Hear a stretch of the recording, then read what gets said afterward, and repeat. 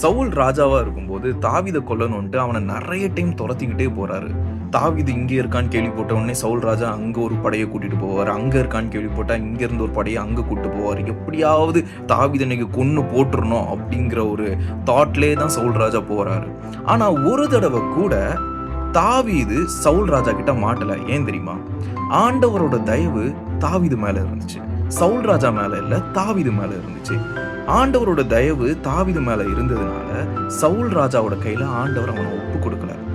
இன்னைக்கும் உங்க லைஃப்ல உங்களை துரத்துக்கிட்டு நிறைய பேர் வரலாம். ஆனா ஒரே ஒரு விஷயம்தான் ஆண்டவரோட தயவு உங்க வாழ்க்கையில இருக்குங்கிறத அப்படியே ஒரு எக்ஸாம்பிளா எடுத்து காமிக்கிறது. நீங்க இன்னுமே நின்றுகிட்டு இருக்கிறது, நீங்க இன்னுமே உயிரோட இருக்கிறது, இன்னுமே நீங்க மற்றவங்களோட கையில விழாம இருக்கிறது. நிறைய பேர் துரத்துவாங்க, என்ன அங்கிருந்து அடிக்கிறாங்க ஆண்டவரை, இங்கிருந்து அடிக்கிறான் அப்படி இப்படின்னு நீங்க நிறைய சொல்லலாம். பட் ஒரு விஷயம், ஆண்டவரோட தயவு உங்க மேல இருக்கிறதுனால யார் கையிலையும் நீங்க விழ மாட்டீங்க.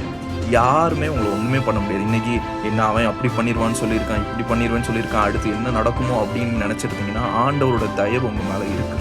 நீங்க ஆண்டவரை துதிச்சு பாடுறீங்க, ஆண்டவரோட தயவு உங்க மேல இருக்கு. அதனால கண்டிப்பா நீங்க விழுந்து போக மாட்டீங்க.